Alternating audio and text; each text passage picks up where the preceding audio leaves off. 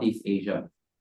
My name is Rachel, a PhD student with the Department of History, University of Hawaii at Manoa, and I'll be your moderator today for this event, which brings together two important environmental historians working on maritime and mainland Southeast Asia, respectively. Now, today's event is organized by the Development Study Club in Indonesia in collaboration with two other organizations, Sejarah Lintas Batas or SINTAS Indonesia, and the PAT-ABE Society based in Honolulu, Hawaii. Before I introduce today's speakers, a quick introduction on Phi Alpha Theta, which is a National History Honor Society based in the United States, committed to fostering academic excellence in the study of history.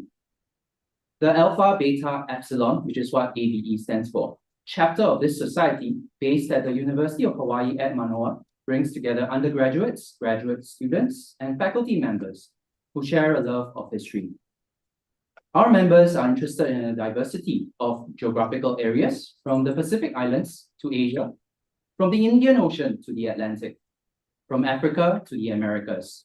So we are constantly learning and engaging with different perspectives from around the world. This semester, we also organized a range of activities for students to develop their academic skill sets, such as an online and archival research roundtable, as well as a workshop on oral history and research ethics. And this academic year, we are also embarking on a new collaboration with the Pitt Rivers Museum in the United Kingdom, where students will conduct archival research on native Hawaiian objects from the museum's collections. So that is PAT-ABE, and we are very grateful today to collaborate with the Development Study Club and SINTAS to host this event today.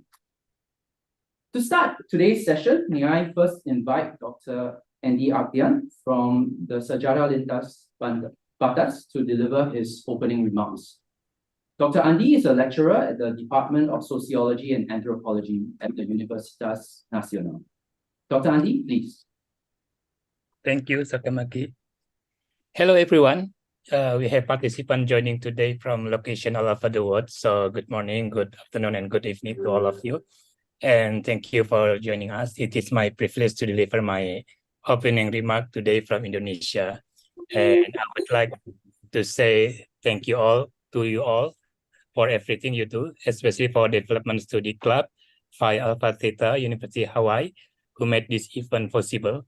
And I would like also to say thanks for our distinguished speakers, Professor Robert Cribb and Professor David Biggs. I'm very delighted to have you here in this discussion.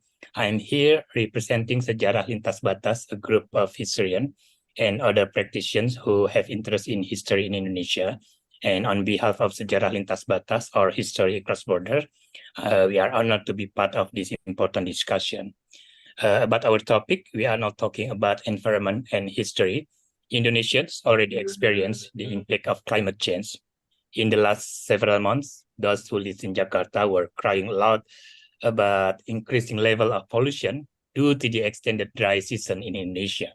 However, environmental problem is usually presented as something new and highly technical. I believe environmental awareness is nothing new. The first human recording of ecological awareness has already appeared 5,000 years ago. It mentioned about the Vedic sages praised the wild forest in their hymn. Taoists urged the human life should reflect nature's patterns, and the Buddha taught compassion for all sentient beings. And maybe the Southeast Asian tradition have something about it. We will hear it from our speakers. However, when it comes to public discussions of climate change, historians are nearly invisible, I think. Even within academic communities, climate and history rarely mix.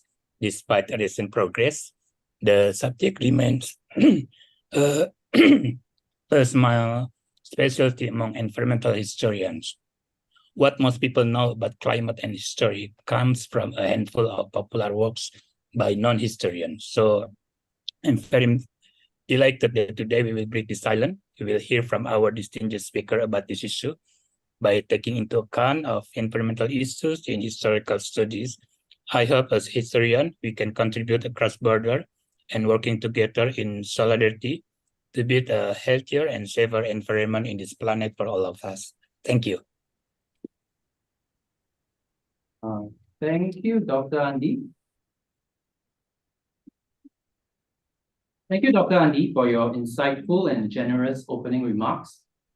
We move on now to our speakers. Our first speaker for today is Professor Robert Cribb, who has been Emeritus Professor at the Australian National University since 2003. Professor Cribb obtained his BA at the University of Queensland and his PhD at the School of Oriental and African Studies in London. His research focuses on environmental politics, historical geography, national identity, and mass violence. Across the span of his academic career, Professor Cribb has conducted and published research on wide-ranging environmental topics, such as the cultural history of the orangutan, the external rice trade of the Indonesian Republic, and nature conservation in colonial Indonesia, amongst many other subjects. May I now invite Professor Cribb to share his ideas and thoughts with us today. Professor Cribb, please. Well, thank you very much, Reza, and thank you very much, ladies and gentlemen, for coming along today. I'm looking forward to hearing Professor Biggs and also to taking part in the discussion after our two presentations. So I want to talk about approaches to environmental history. We now think of environmental history as a well-established field within history. And we tend to think of it as a relatively new field. But I want to start by suggesting that it's not as new as we sometimes think. Really, since the emergence of the modern historical discipline in the 19th century, there's been a strong theme analysing the effects of climate and natural environment on human culture and civilization and history. For instance, from early times, there was a strong line of analysis which explained the differences in human development between Eurasia, the Americas, and Australia, not in terms of culture or race, but in terms of the availability of plants and animals for domestication. So this is really a pretty strong environmental history analysis. And not every aspect of this early environmental history was attractive. It included, for instance, the notorious places for races discourse, which said that Europeans were somehow cleverer because they lived in a cool climate. But it's true, I think, that every early historiography is full of conclusions that we would now regard as possibly as just unpalatable and sometimes as anathema. If we compare this early environmental history with what we regard today as environmental history, however, the big difference is that the early environmental history lacks a sense of the fragility, the precarity, the vulnerability of the natural environment that it infuses modern environmental history. Mainstream environmental history today, it seems to me, is above all a study of plunder and destruction.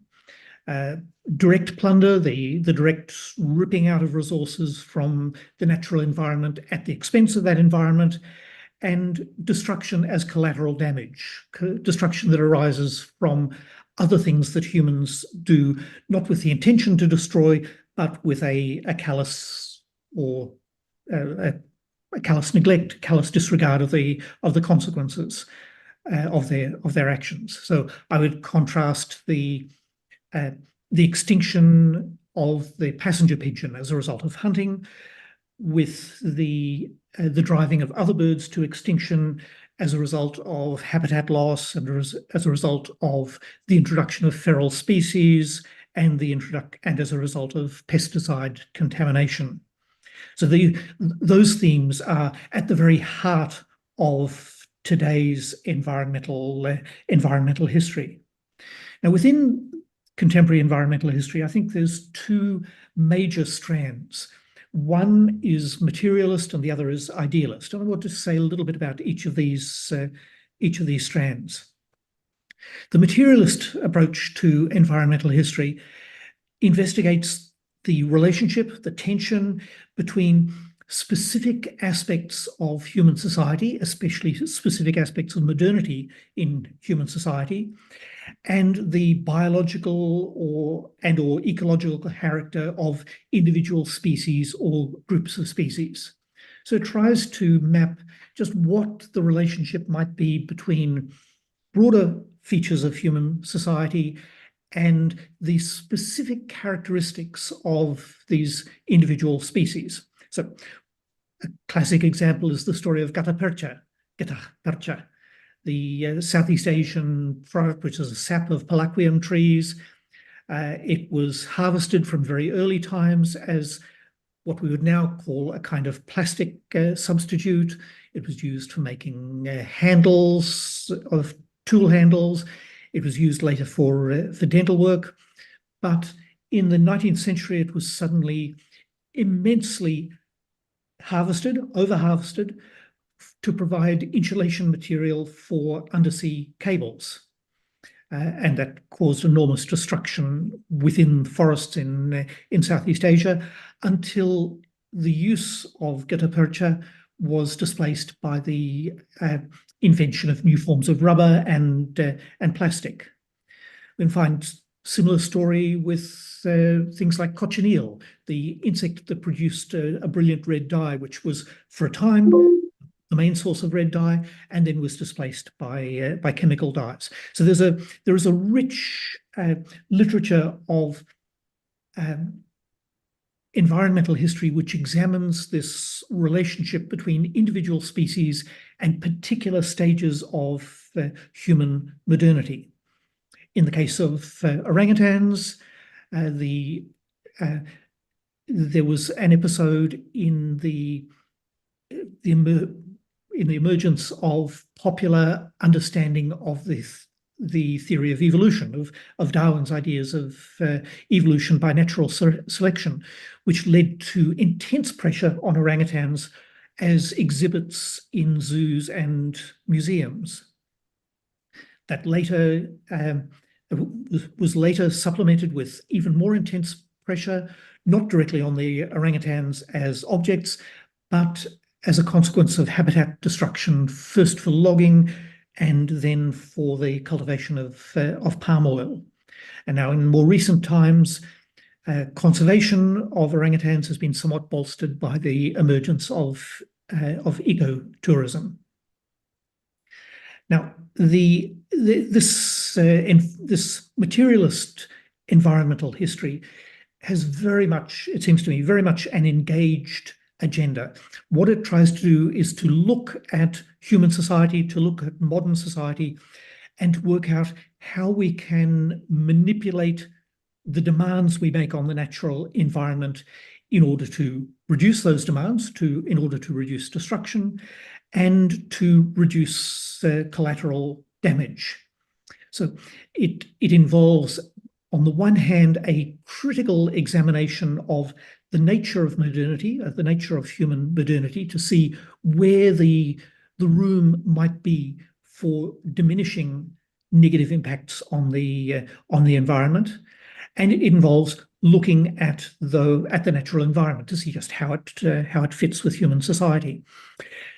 It seems to me that this materialist strand in environmental history has faced and continues to face a problem that arises from the weakness of public knowledge, and sometimes even the weakness of knowledge on the part of historians, environmental historians, in their knowledge of science.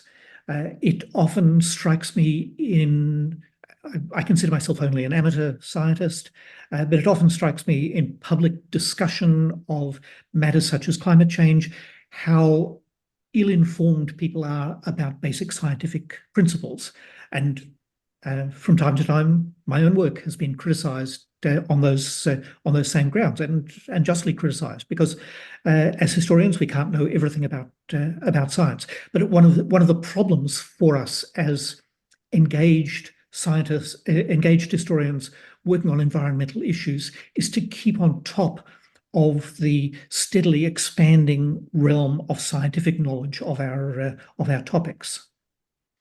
The second strand that I want to talk about is, I call it an idealist strand. And it's the strand that is interested in the way in which humans construct their relationship with the natural environment, and particularly interested in the way in which humans construct an ethic of care for the natural environment. A very important part of this idealist approach has been reference to the alleged or supposed harmony with nature that is displayed by indigenous peoples. And their harmony is often presented as as offering an ethic which we can all take up. Now, I actually have some doubts about whether an ethic of care is the best way to understand the relationship between indigenous peoples and their environment, even though, of course, they have been much less destructive on the whole than modern human society has been. But what I've been much more interested in has been the intersection of environmental concerns and other political issues. Now, there's some tendency these days to see environmental issues as intersectional in that they coincide with other progressive issues, particularly the position of indigenous peoples, sometimes also the position of women, the position of the poor. But I've been intrigued by the intersection between environmental issues, environmental interests, and non-progressive, conservative, anti-progressive interests. And this is a challenging, difficult, but nonetheless intriguing set of issues. First became interested in it when I looked at the Suharto regime in the 1980s and realized that there was a kind of conservation boom underway, promoted by a regime that was in other respects very much anti-environment, that was promoting, for instance, the wholesale logging of the Indonesian forests. And at the same time as promoting logging, the Suharto government was declaring national parks and putting money into the protection of Indonesia's national environment. So amongst the reasons for this conservation boom in the 1980s New Order was the fact that the conservation was low-hanging fruit. There had been almost no conservation effort in Indonesia in the previous 30 years, and what had happened during the colonial period was also pretty meager. This was somewhere where the New Order regime could perform and could claim great achievements with relatively little at relatively little cost. It was an alternative means of winning the support of idealistic youth in Indonesia. Conservation fitted with the New Order's ethos of harmony and balance, and the idea that there wasn't any natural conflict in society. The idea of ecological harmony fitted very much with the New Order's idea of social harmony. And it was also very much in line with New Order thinking to blame environmental destruction on the ignorant masses rather than on modern society. So there are all these ways in which the conservationist boom in the 1980s Indonesia bolstered a conservative, anti-progressive agenda in Indonesia. When I worked on orangutans, I found some of the same phenomenon. In the 18th century, there was widespread discussion over whether orangutans should be regarded as humans, whether they should be given human status. Now, those who today argue for human status for orangutans are generally doing so from a progressive point of view. But in the 18th century, this argument was very much reactionary. It was very much conservative. The argument that was being presented was that if we include orangutans as humans, then there can be no objection to the idea that there is a hierarchy within humankind. Orangutans at the bottom, Europeans at the top, other peoples stretched over a continuum, over a hierarchy between those two extremes. So the recognition of orangutans as humans was recruited as a justification for slavery. And the failure of orangutans to work was seen as a sign of their primitiveness. And the logic of this was then that putting Africans to work was a way of nudging them further up the hierarchy by dignifying their position with work. So this was a highly reactionary recruitment of a scientific approach to orangutans, of an ethical approach to orangutans. Now I'd have to say that my interest in this unholy alliance between nature protection, between conservation on the one hand and conservative causes on the other, has not been particularly popular. Of course, conservationists don't particularly like to recognize that what they are arguing may sometimes be recruited by people who are politically very much opposed to their cause. If we turn to contemporary environmental history, I think the big challenge is whether it is possible now to write environmental-centric history, and especially animal-centric history. And in many ways, it's the logical step, a logical, ethical, and methodological step in history. We have moved, thankfully, from the outdated view that history is only ever about us, that the only people who can write American history or should write American history are Americans. The only people who should write Australian history are Australians. Indonesian history, the same. We have global history, and we have moved beyond Eurocentric history as a way of approaching Asia. So we've got this strong record of going out and writing about the history of others in order to include them in the family of history. So why don't we go further and write animal-centric history? Well, it turns out there's some problems. One is the acute problem of lack of personal sources. We don't have memoirs, obviously, from animals. We only have the observations of outsiders. Now, we're able to read those observations against the grain, but it's a significant problem. Another problem is that many of the analytical tools that are at the heart of history writing, attention to ideology, attention to emotions, attention to agency, are very hard to transfer into the study of animals.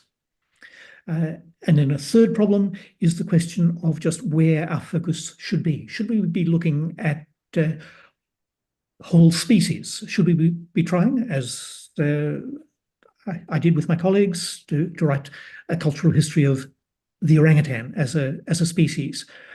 Should we be rather looking at ecosystems, or should we be looking at individuals? Now, Eric Baratai has done some fascinating work, other people as well, on the writing of animal biographies, but this is very much dependent on the existence of records of a few celebrity individuals, Jumbo and Zarafa, Jumbo the elephant, Zarafa the giraffe, and so forth. So I fear that it may not be possible to push animal-centric history very much further than we are doing. However, I think that the mainstream agenda of materialist and idealist approaches to the environment, to talk about this relationship between individuals, between species, between organisms and ecosystems, and the human project, still has an enormous amount of intellectual life, and that's probably where we're going to be concentrating our efforts for at least a couple of decades. Ladies and gentlemen, thank you very much.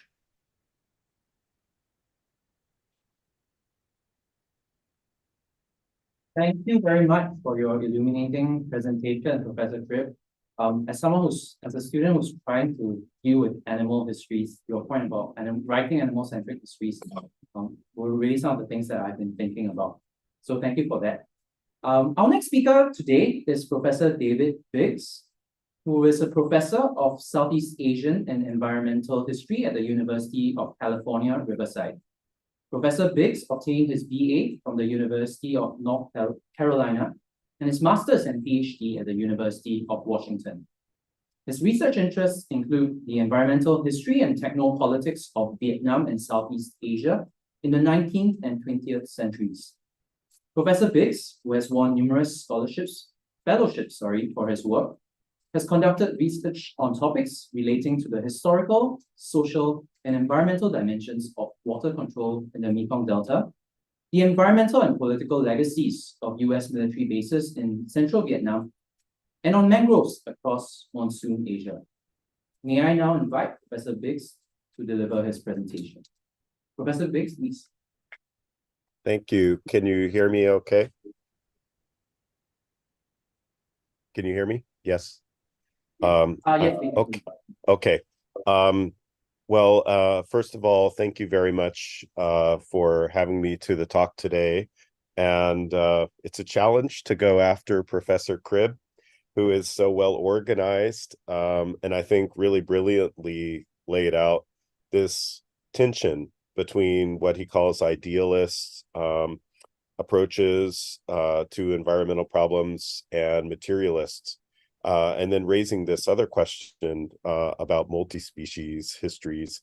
I have a few slides. I'm going to take a slightly different approach to talk about doing environmental history and how I've done it, with a specific example about militarized landscapes in Vietnam. Kind of a central Vietnam was really the worst affected area in terms of bombing and environmental destruction during the Vietnam War, or what Vietnamese call the American War. But before I get to that, I think it's very interesting that we've been invited by a development study club. And I think this is a really a teachable moment to think about the origins of professional history in the late 19th century. And those origins at universities in Germany, New England, in the United States, in other parts of the world in the early 20th century in Japan, are really grounded in this alliance between historians and the state. And so much of early history, including works on the frontier and the frontier's role in the creation of, say, a distinctive American experience, or what they call American exceptionalism. So much of that nation building work that historians have done has continued. And I would say it's still the majority of the work that historians do, whether they're challenging constructions of what it means to be American or Indonesian or Vietnamese, or if it's looking at some aspect, challenges in the formation of the nation. And I think one of the interesting things about environmental history, in part, is that environmental questions often stretch beyond national boundaries. And so the historian who ties up their wagons to environmental-based analysis, I think, often runs in danger of losing the connection to a particular audience that's interested in these national stories. But they also potentially, and I think that Professor Cribb really stated this very succinctly, in looking at the relationships of people to their environment and different peoples to common environments, they also run into challenges about environmental justice, or as he mentioned with the Suharto regime and conservation, sometimes uncomfortable conclusions. And I think this is an important area for environmental history, especially as humanity globally is trying to deal with the problems of climate change. Here in the news, even in the United States, Indonesia is making news for moving the capital to Nusantara. Cities like Ho Chi Minh City within the next 30 years are looking at large areas, maybe half of the city in the case of Ho Chi Minh City, being below sea level, at least in periods of storms. And so these challenges that we face right now are, these environmental challenges are also challenges to nation states. We see environmental activists in Vietnam who speak out about government policies that they believe are having negative effects in terms of pollution, or in forestry and other areas, environmental activists are actually being taken to court and put in prison. And not just for a few days, but for several years. So the problem of the nation state, I think, is very much still alive. And I think this is an important thing for environmental historians and other historians to think about. So that's kind of part of my opening in terms of thinking about environmental history and doing environmental history as a way to, in different ways, look at history itself, at the practice of history. So I'm going to share screen, and I won't go on too long. And I must apologize. I've come down with a head cold. I did get tested. It's not COVID. So I will see my students tomorrow for lecture. But I will wear my mask, thanks to masks. So let me just pull this up. And if I could really put it succinctly, what I personally have always enjoyed about environmental history is the possibility to study history in place. When we study a war, for example, the war in the 1960s in central Vietnam, it's one thing to read about it in government reports, in declassified CIA documents, in Vietnamese People's Army histories, and try to imagine. But it's completely another thing to go to these places where the war happened, and not just to consult the official sources, but simply to drive your motorbike or bicycle to a coffee shop where old people, some of them veterans from the war, are sitting and having coffee and ask questions and say, well, is this the place where this happened? And what was your experience? And I think that the other thing that happens, and sometimes it's very humorous, especially for people that aren't familiar with a particular environment, they didn't grow up in that environment. Doing environmental history means literally getting your feet wet. In my case, I didn't understand certain agricultural landscapes in the Mekong Delta. I spent about 3 years doing field work, and I was actually leading a group of American study abroad students to a research station. But there's a certain kind of landscape in orchards, in fruit groves in the Mekong Delta, that it's called Mung Li. And you have a ridge where you have your trees, and then you have about a 2 to 3 meter deep ditch full of water. And so I led the students across the ridge. I stepped out thinking I was stepping into 1 foot of water and completely immersed myself to my head. When I got out of the water, I had leeches on my arms. So that's very much a rookie foreigner mistake. My Vietnamese colleagues had a good laugh. But it is really one of the most enjoyable parts of doing environmental history. It's actually getting out in these places that we're writing about.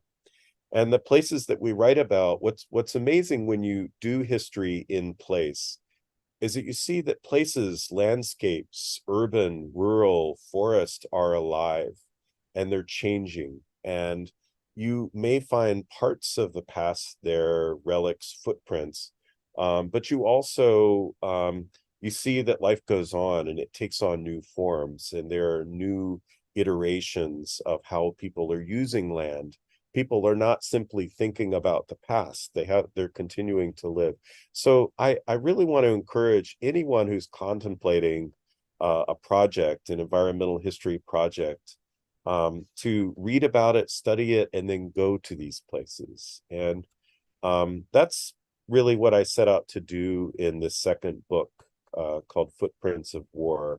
And I'm not plugging this to make money, I promise you. This is a freely downloadable book.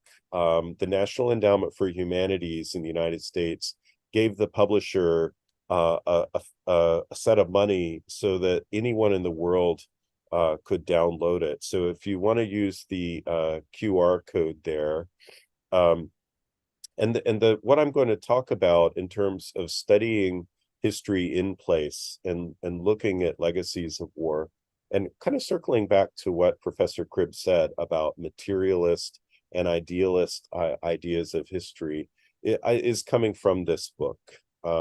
If you do go to that website, it's part of the University of Washington Press. Of course, they want you to buy the book, but you absolutely don't have to. You just have to scroll down to the very bottom to the fine print where it says download PDF. And I promise you, you get the whole PDF, one book, all one PDF, and it's small files. So by all means, share it. You can send it in emails to other people. And if people have questions or they like, feel free to email me. We historians, we're always flattered by people who read our books. So how did this project begin? And I'm going to stick to about 12-15 minutes. So I promise I'm not going to give you a whole overlay. I'll just say that since I was a little kid growing up in a family with Vietnam War veterans, the place of Vietnam was always something in my head, in stories, people who didn't come back, who were friends. My father was a U.S. Navy officer. He went to the U.S. Navy Academy, and many of his friends served in the Marines in Vietnam. And so we heard a lot of stories. And then going to college at the University of North Carolina, the first wave of Vietnamese refugees coming to the U.S., their kids had grown up and were going to college with me. And then the Cold War ended, and there were these opportunities to travel to Vietnam. So I became very fascinated with Vietnam as a part of my own experience. And I think that we as historians have to also take the certain mythologies or stories that we hear that motivates us as individual scholars to go to different places. I went to Vietnam for an adventure, but also because I wanted to better, quote, understand the war. And what I realized when I landed in Hanoi in 1993, and then I taught English, I lived in Saigon, Ho Chi Minh City, and then I traveled around the country, was that the country was so much more complex than anything I could imagine. And I realized that thinking about war and how one studies war with all of the different people involved, over 3 million people died in just the American phase of that war in Vietnam, was something vast and would be difficult to do. So I actually set it aside as a kind of second project to work on. And when I did, I decided to do a very focused study to look at landscape and look at how war impacted landscape. And I think that environmental history, like any kind of history, does have to be useful. It has to be useful in a sense to questions that are important today. And so one of the questions that I set about to answer in my study was thinking about the environmental legacies of warfare. And one of the big issues in Vietnam is the legacy of chemical warfare, specifically the defoliant Agent Orange. And talk about an idealized story, an idealist history. This is one of the most polarizing aspects of the Vietnam War, in the sense that the United States government and the Vietnamese government, even to this day, consider public discussion about herbicides as top secret in Vietnam. And it has to do with nation-to-nation bilateral relations and historic accusations that the use of these chemicals to destroy the forest was a war crime. So I wanted to be useful, and I had permission to do research around Hue, the capital of Imperial Vietnam in central Vietnam. And I got to know the science and technology office in environment science and technology in central Vietnam in the province. And they said, well, Professor, you can study anything you want except for Agent Orange. We will kick you out of the country if you study Agent Orange, because that's a top level issue in Hanoi. And we don't want some foreigner running around asking questions about Agent Orange. So we're asking you, Professor Biggs, are you studying Agent Orange? And I said, no, absolutely not. I'm not studying Agent Orange. What I'm studying are the environmental legacies of US military bases. And in fact, I wasn't that interested in the Agent Orange question at first, because when you look at a war and you think about all of the destruction of human lives, of farming, of historic landscapes, of cities, that chemical piece is just a tiny piece. And so I was interested in a more comprehensive environmental history. And so I began to really focus, and I would say this to any aspiring environmental historian: don't think about the nation state, don't think about the region, think about a place that you can study, a single place that you can study, and try to unpack that. And so, so I rode my motorbike around the hills of central Vietnam, and I found a place. It was a former US 101st Airborne Division base.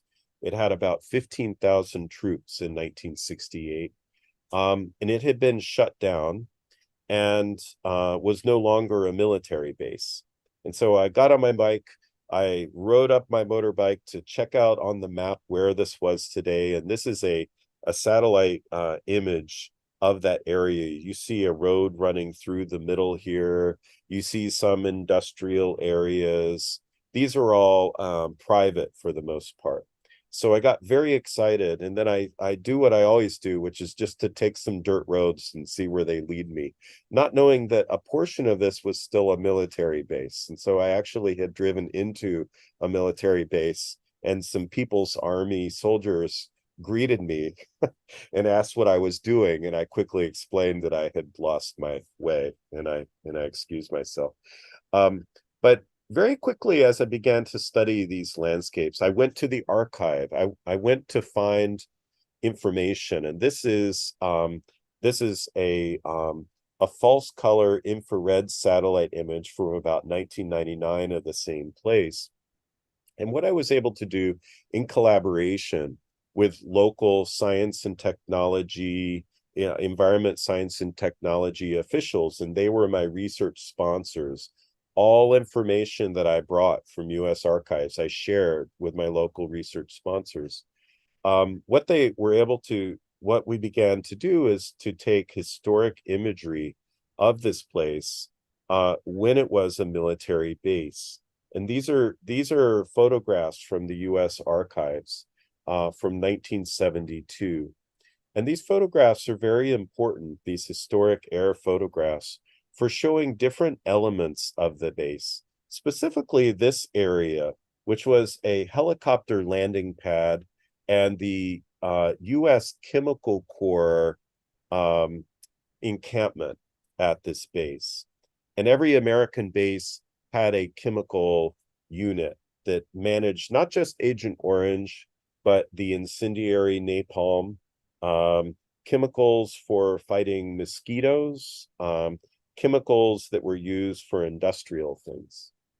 And this was a really important place. This is a really important document because a village downstream from this base site, just a few years before, they had been clearing out some reservoirs. And in those reservoirs, they found 55-gallon steel drums. The farmers broke into those and were severely burned by a different chemical, not Agent Orange, but it was a military chemical. And so the local government had an interest in my research because of these local events. And so here's a close-up picture of that helicopter pad after the US forces had evacuated. And what I ended up doing with my local partners was to then identify in this landscape where the drum chemicals were stored, where different chemical operations took place on the base, and more importantly, how to use the US archives and its archival photography for all of the other base sites in southern Vietnam.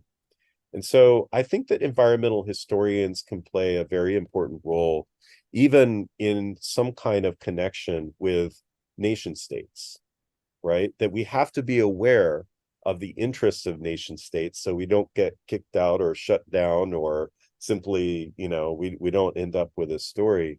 But the other part of the work of historians, and this is a part that the local officials had really no interest in, is what happened before that. How did that land become a military base? And so this is where I began looking at earlier eras of history. This is a picture of the same landscape in about 1944. And this was also taken by US Army Air Force planes. But what it shows is that the entire area is severely deforested. And this is an important image. And this is the part that makes environmental historians sort of persona non grata, the people that don't get invited to the party. Because what I showed in my earlier work of the same place was that the Americans didn't destroy the landscape. The landscape had been already destroyed by years of severe erosion and deforestation. And it was precisely because this landscape was severely deforested and destroyed that the US military cited its large military base there. So getting back to Professor Cribb's comment about Suharto and conservation, this did not make me many friends by simply saying that the Americans weren't the cause of all the environmental problems in central Vietnam. And this is what I think is so interesting about environmental history when you study history in place, is that if you spend time, you really immerse yourself. And I think that there's a value to immersing yourself in the lands you've grown up in, but there's also a value to being a foreigner, to being a tourist in a sense, to going to places you've never been before, because they challenge you to think about the places that you do know very well. But inevitably, you see these different layers. And this is a very famous mountain pass between Hue and Da Nang, the large city now in central Vietnam. And one of the most famous voices in the war, Daniel Ellsberg. Daniel Ellsberg helped to leak the Pentagon Papers. These were the top secret American papers where the government knew they were losing the war but kept fighting it anyway. Ellsberg, in a memoir, he actually spent time in Vietnam, and he describes traveling on these roads and seeing these multi-layered landscapes, and how fascinating it was that Americans were basically occupying the same base areas, the same military areas that the French had occupied before them, that the Japanese had occupied before the French, and that colonial troops had occupied before the Japanese. And so in a sense, soldiers were fighting in the same landscape that multiple generations of soldiers had fought on. And I'll kind of wrap up my my talk here, but just to say that I went on with my study. I met a really amazing American historian of early Vietnam, John Whitmore, who passed away recently. And Professor Whitmore also was a military veteran in the Vietnam War, and he knew this central Vietnamese landscape very well. And I asked Professor Whitmore, I said, do you know much about, I'm trying to see when was the earliest destruction of this landscape. And he said, well, David, I think you have to go back to about the 8th century. And this is a Cham tower that's was found inside a sand dune in about 1998 by some Vietnamese fishermen.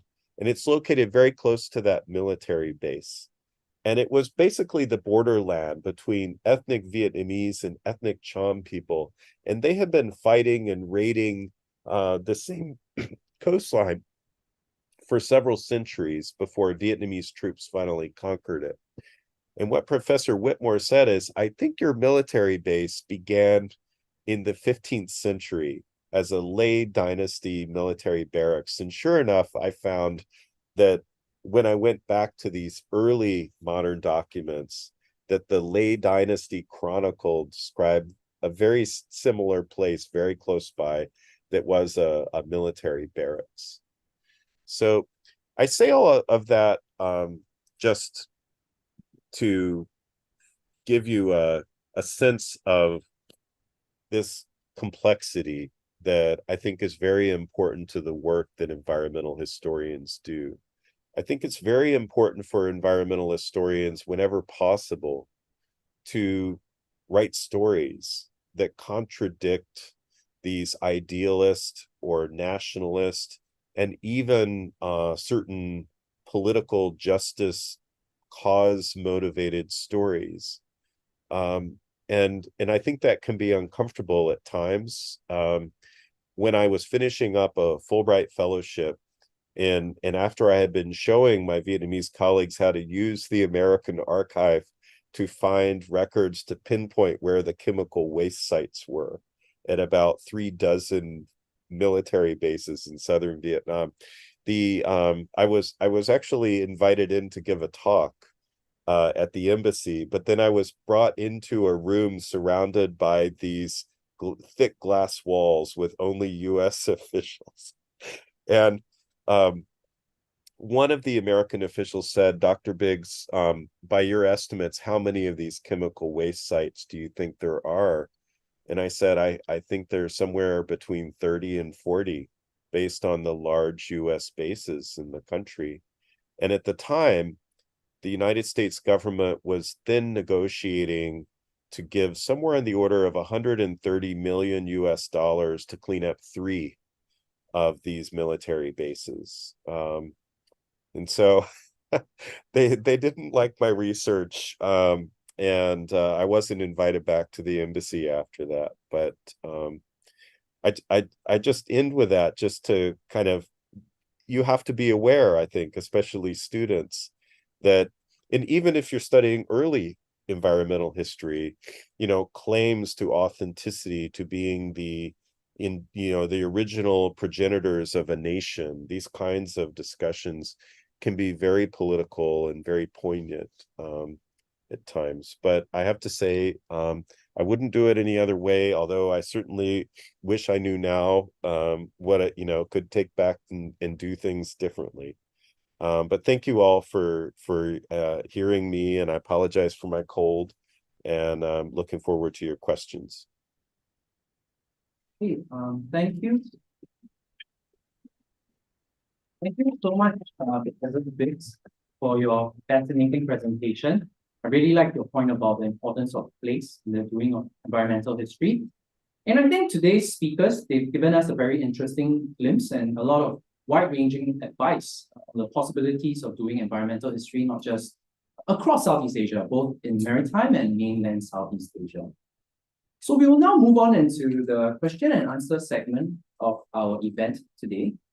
Before we actually move into that, may I invite audience speakers, if you have any questions, please either to type them into the chat, if you want to ask these questions yourself, please use the Zoom function, whether the raising hand. If you're in person, please also, I invite you to ask questions. But given the time constraints, we have about 20 minutes for Q&A. I ask that maybe you try to keep your questions short and concise for the speakers. So yeah, if anyone has any questions.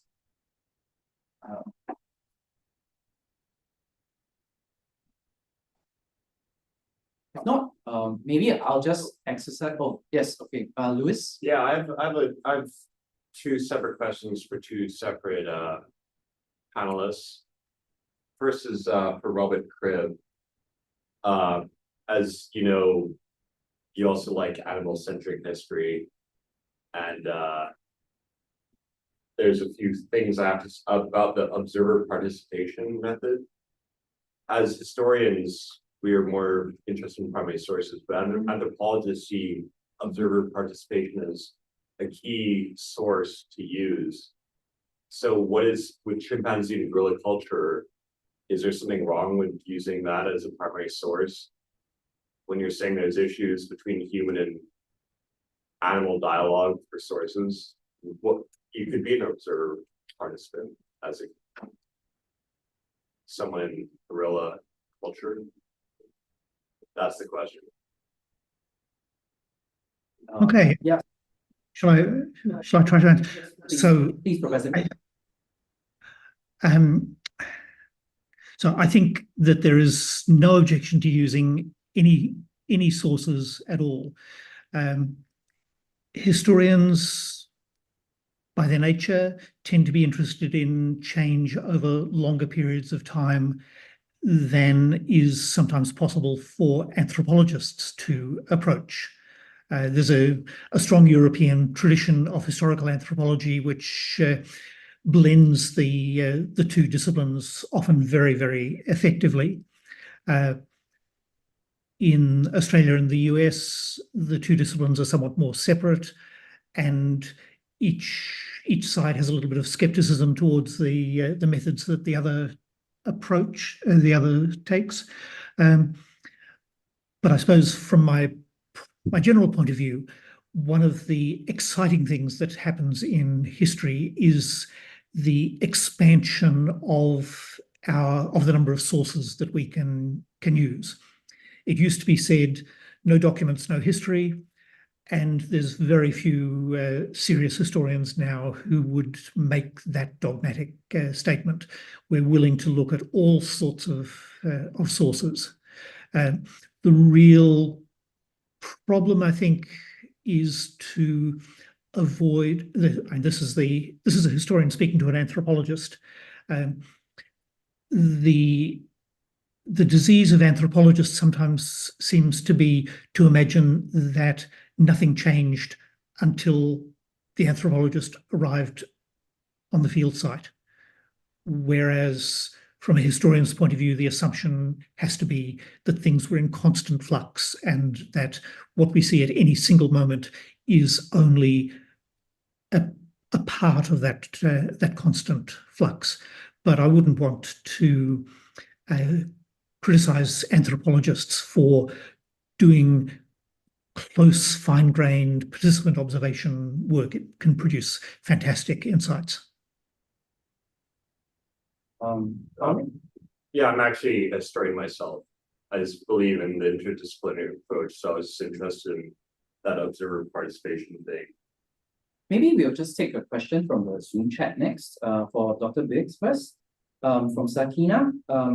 Dr. Biggs, do you think that local interpretations about your studies restrict your research journey, about the topics and objectives of your research?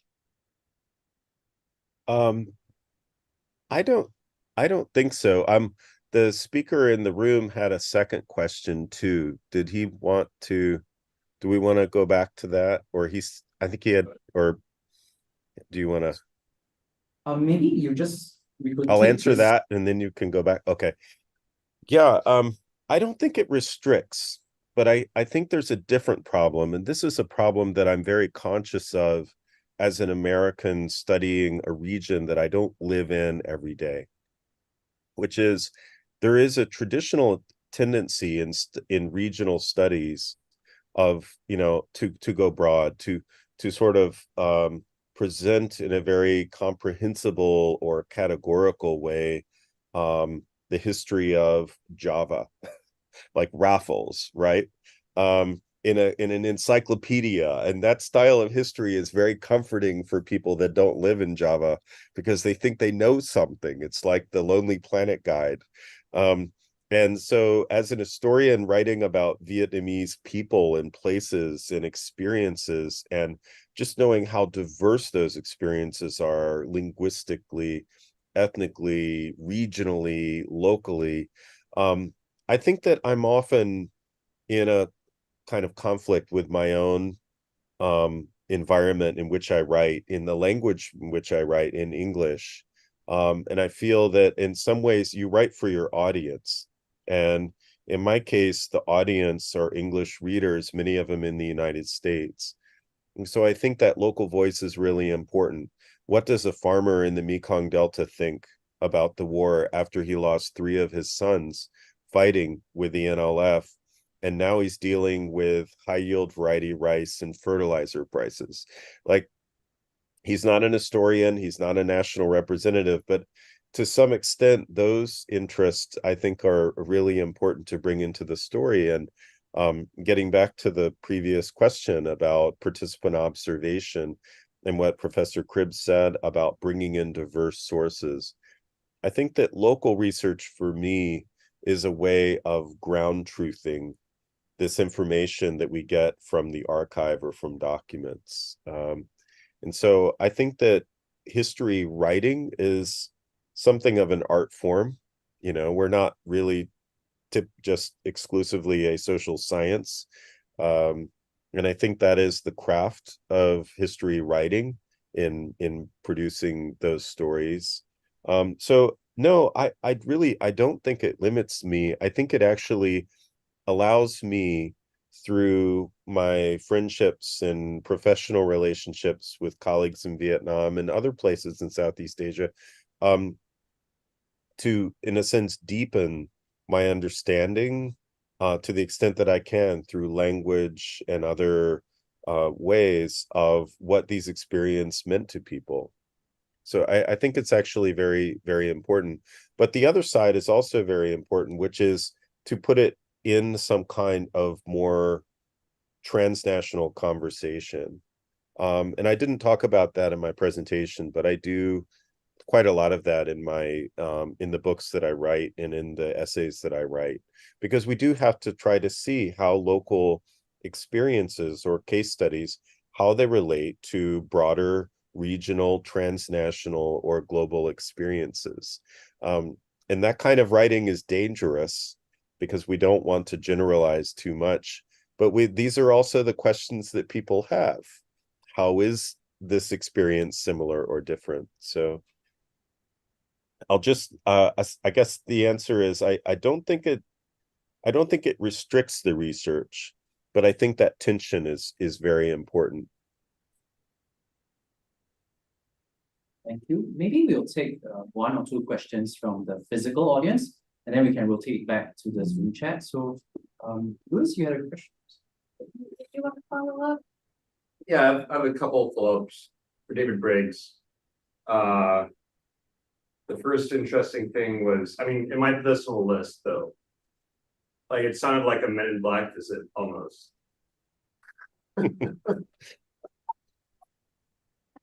Yeah, and well, we can just leave it at that. And I agree with the way of ground truthing, and that historians need to expand their, as a historian myself, we need to expand our how we address sources and what is a source. And I think that interdisciplinary studies will really help with that. The idea of history as a craft form I found interesting, and the idea that it's a responsibility to share stories across cultures. So that is something I'd agree with. But yeah, history is dangerous. It restricts funding if you're dangerous.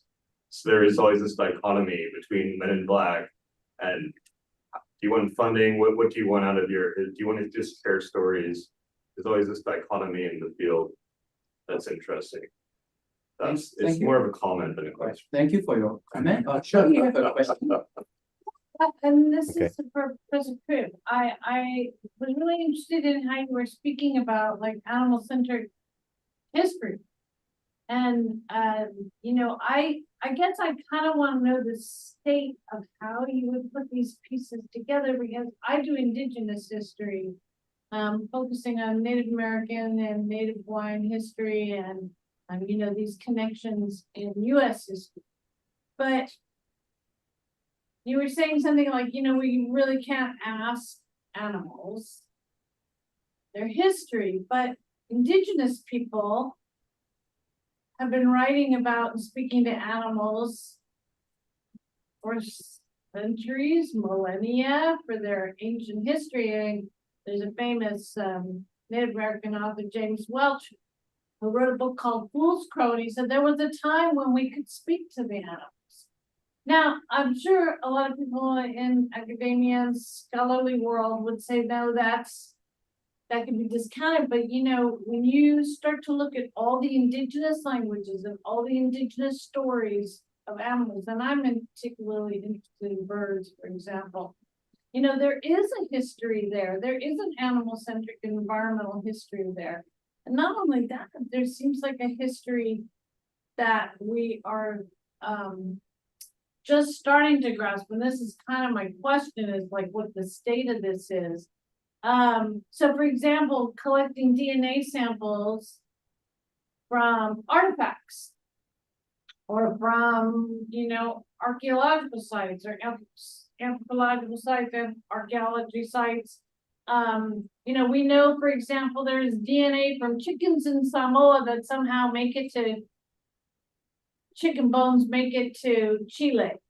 And the connection of this DNA connection points to Polynesian voyagers traveling from, Polynesia, Samoa, Tahiti, Aotearoa to South America.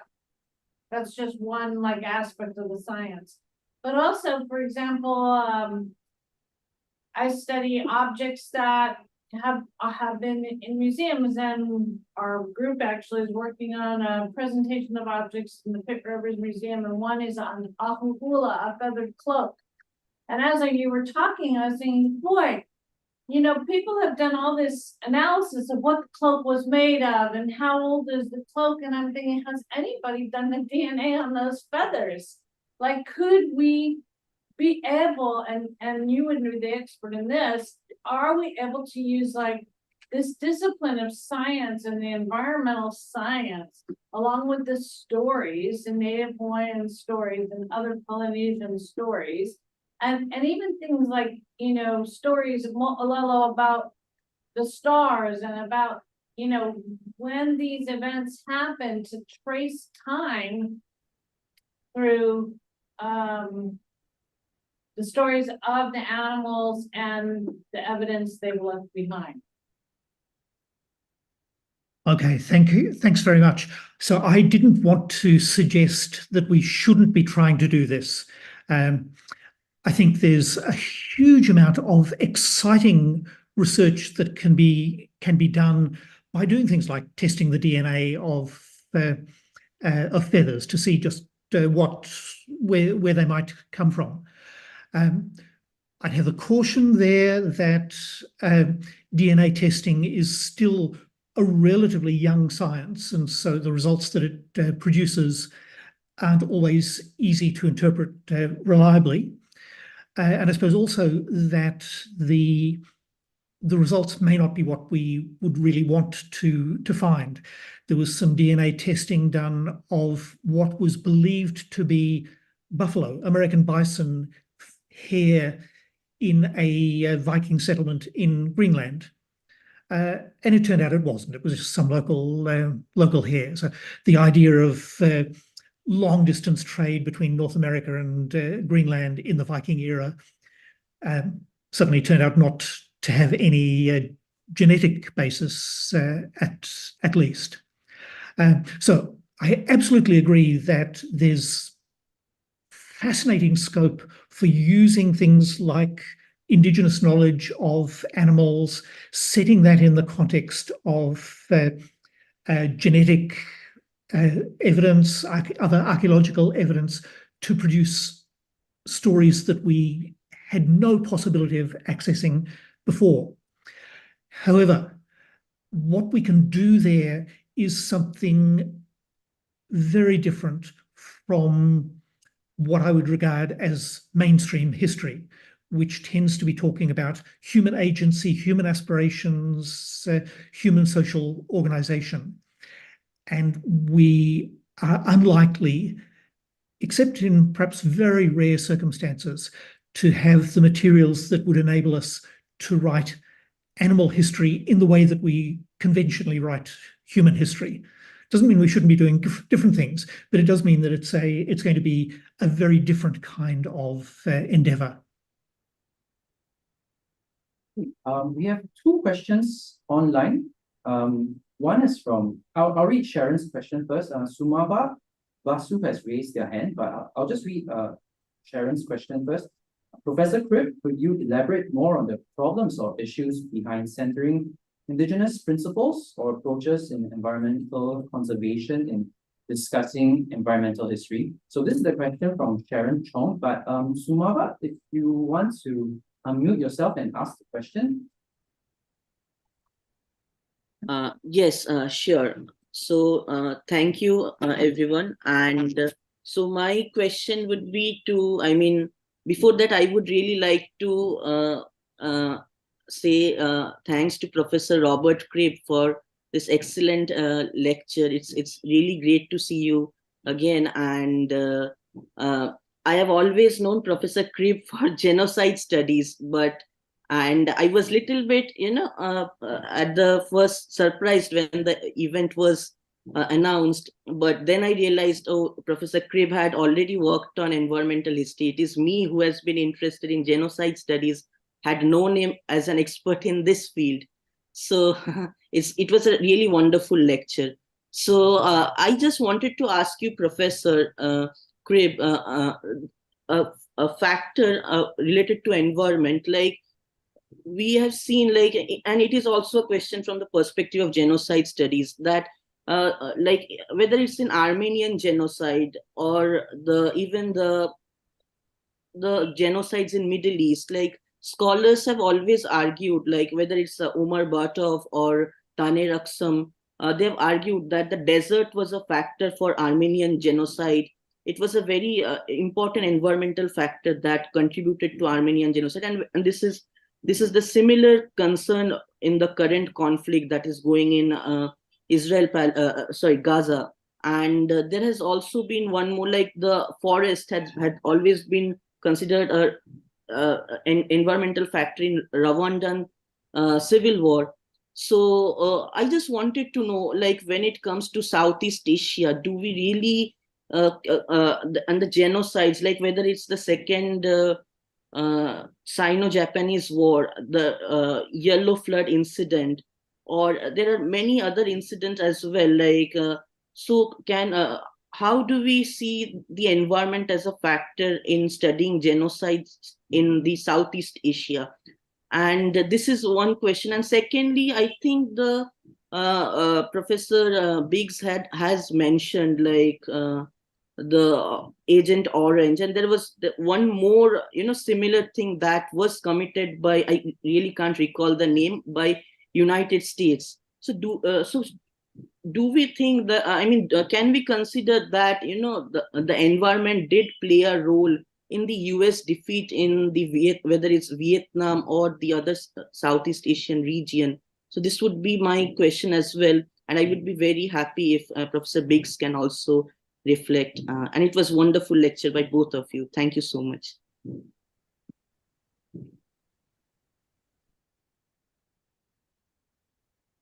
Okay, well, thank you very much for both those questions. They're very different questions, and I'll try to answer them separately. First one on Indigenous perspectives.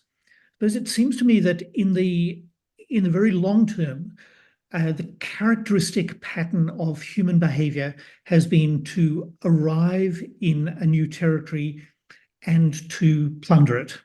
So we find this history in the early human settlement of the Americas, in the early human settlement of the Pacific, of Australia, of Madagascar, of Iceland, and it's a pretty standard pattern. People arrive in a new rich environment and they plunder it.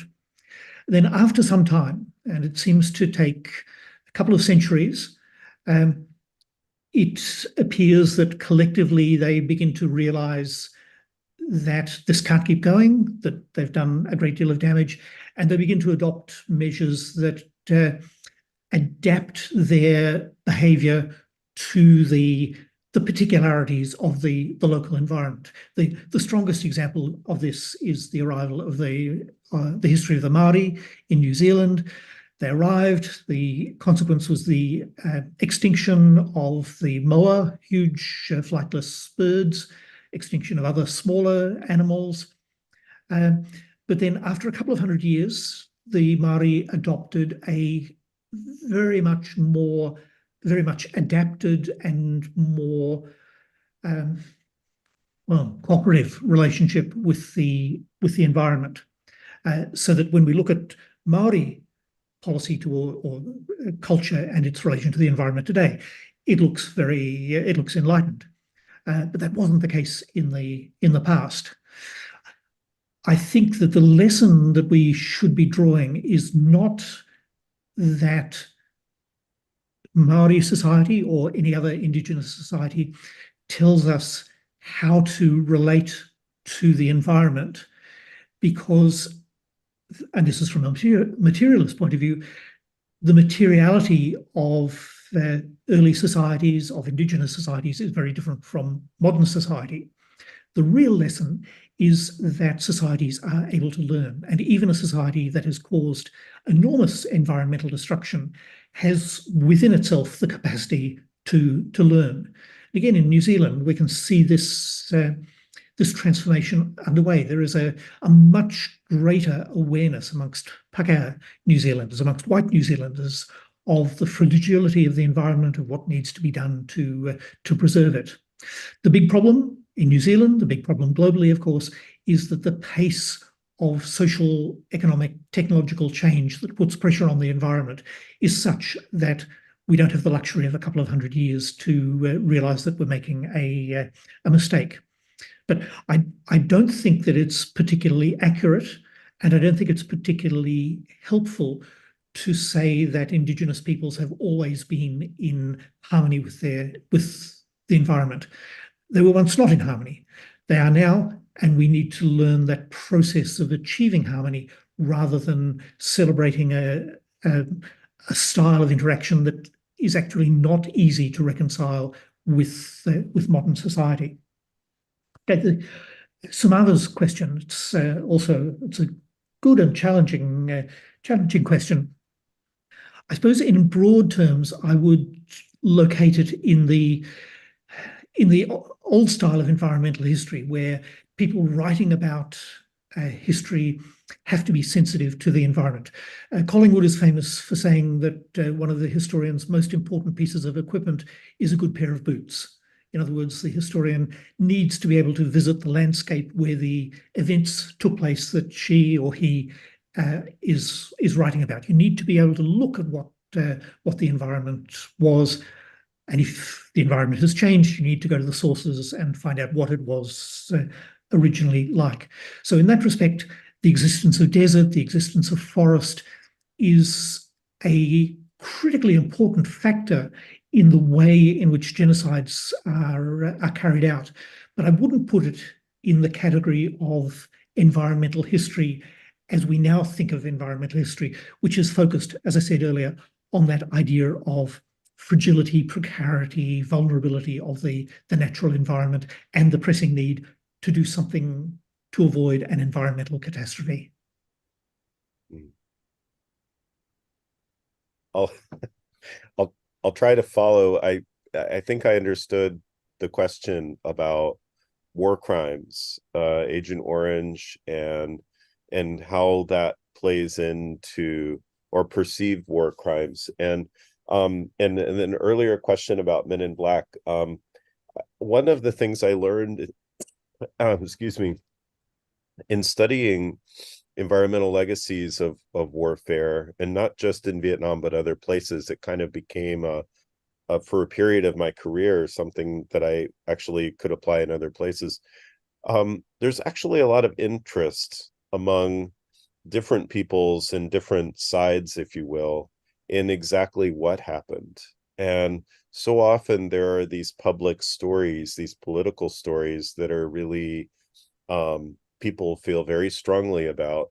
But within governments, in my case, the Vietnamese state, the local government, but also on the side of the US military and US Environmental Protection Agency, there still was a deep interest in historians finding specifically what happened, where it happened, how it happened, and in a sense trying to really tease out on the ground specific events, whether it's a chemical contamination site or other things, and these are very important all around the world in lawsuits and environmental protection cases. It's hard work.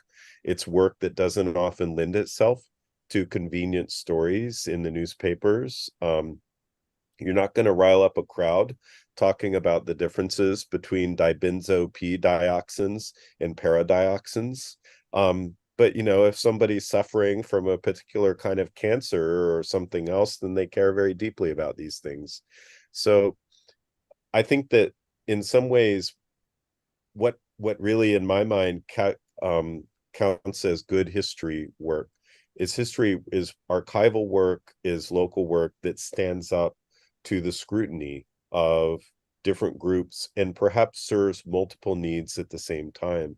And I will say that there are cases, of people in Vietnam, it's a single party state, who've written very critical histories of the Communist Party in Vietnam.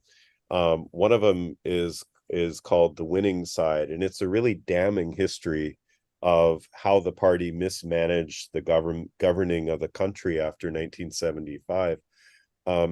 And many people asked, well, why wasn't that writer put in jail? He still lives in Vietnam today. And I asked a lot of people that question. I was really fascinated by this writer. He was a journalist. He previously was in the People's Army. And what they all seemed to agree on was the fact that he didn't misrepresent the information that he found.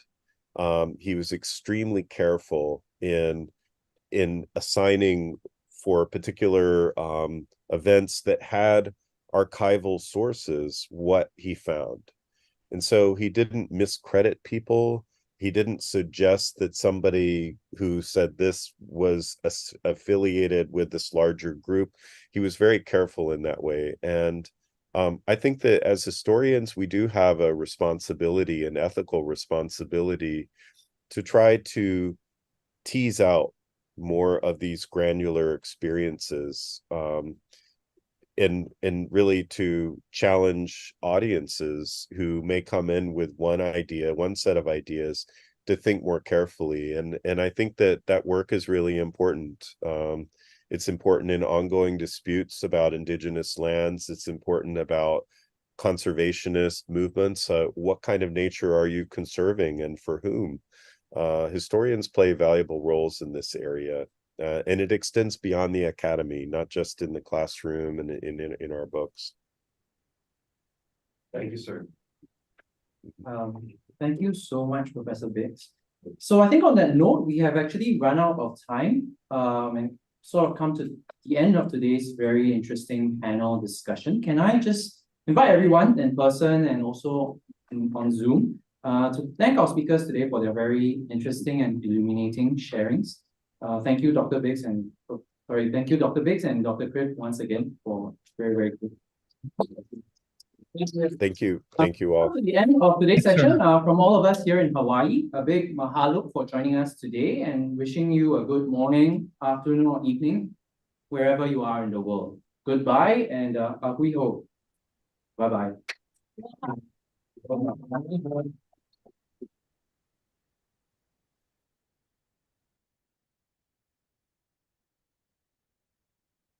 Good job. Nice job. Thank you. Very interesting. Like, even using